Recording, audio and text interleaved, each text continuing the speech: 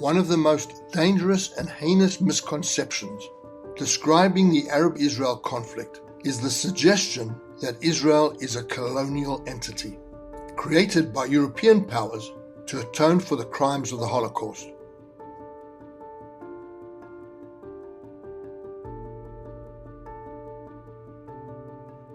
The busting of this myth needs to address the following three aspects. 1.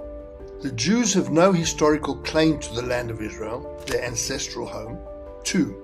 The Jews have no legal rights to the territory called Palestine. 3.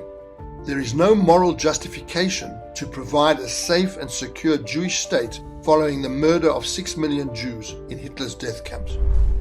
The first is the historical myth, that there is no historical justification for the rights of the Jewish people to return to their historical homeland, Eretz Israel. This myth does not take into account the rise of Zionism in the 20th century. Zionism developed in Eastern and Central Europe as a national liberation movement of the Jewish people to return to their land. There were extraordinarily strong economic, social and cultural factors, including ever-increasing anti-Semitism and pogroms, which encouraged the Jews of Eastern Europe to emigrate to Palestine. Zionism is the return of an indigenous people rightfully to its ancestral homeland. To suggest that Zionism should be compared to the colonial activities of the European powers of the 19th century is a gross injustice.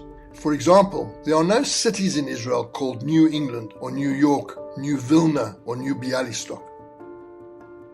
Historian Ran Akassi maintains that the claims of both the Jewish and Palestinian Arab communities can rightfully claim degrees of indigenous connection to the territory, but that Palestinian Arab claims of being the sole indigenous inheritors of the land are dubious. In addition, Amnon Golan states that Zionism was not imperialist nor colonialist in nature, but a national liberation movement that developed in Eastern and Central Europe in conjunction with other liberation movements in these regions. There are numerous books, articles, and essays attempting to delegitimize Israel's right to exist. It should never be forgotten that the only country whose legal existence is questioned daily on almost every international stage, and that is Israel's. Ever since the destruction of the Second Temple and the exile of the Jewish people from its ancestral land, Eretz Israel, there have been references made through prayer, "If I forget thee, O Jerusalem, let my right hand cease its cunning," or during the Pesach, the Passover meal, Seder, the participants have been reciting "Next year in Jerusalem" for hundreds of years. The historical link between the Jewish people and the land has never faded. Herzl wrote Die Judenstadt, The State of the Jews, which was published in February 1896, to immediate acclaim and controversy. The book argued that the Jewish people should leave Europe for Palestine, the historic homeland. The Jews possessed a nationality. All they were missing was a nation and a state of their own. Only through a Jewish state could they avoid anti-Semitism, express their culture freely, and practice their religion without hindrance. He concludes, "The Jews who wish for a state will have it. We shall live at last as free men on our own soil and die peacefully in our own home."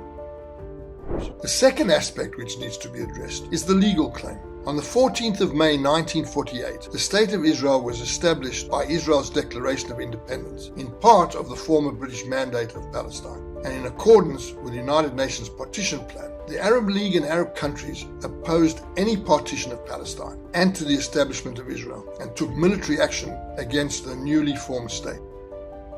The United Nations General Assembly Resolution 181 recognized the legal right of the Jewish people to a safe and secure national homeland.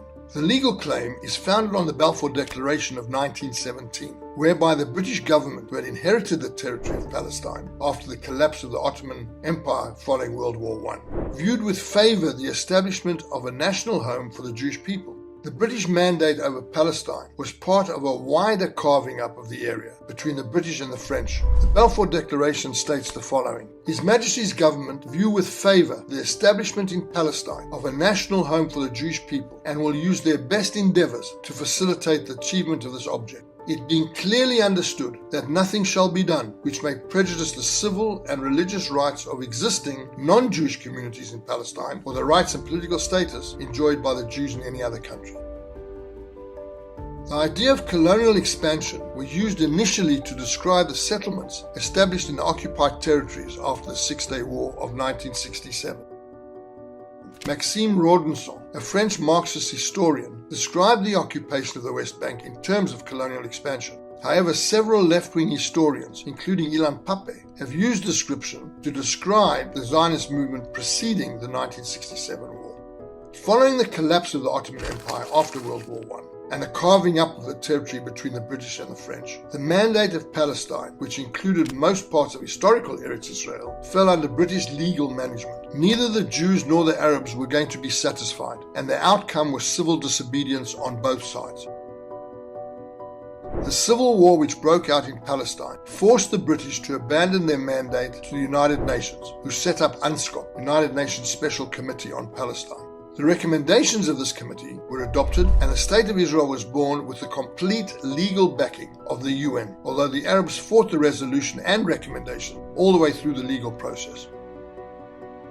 There is, however, the issue of moral precedence over the former two claims. The moral element, opined by Professor Gideon Shimoni of the Hebrew University, is as pertinent today as it was when it was first propagated many years ago. He states, "The moral imperative was important as the historical and legal context, namely that at the time the overriding moral questions had to be, where was the greater need, where could the most good and the least harm be done?"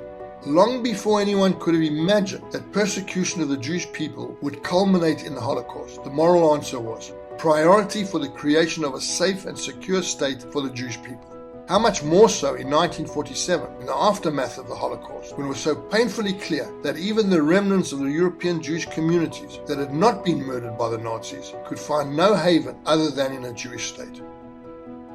The unquestionable right for Israel to exist in peace and in safe and secure borders is an inalienable right, no less relevant to Israel than to those of all the other independent countries recognized by the family of nations under the banner of the United Nations Organization.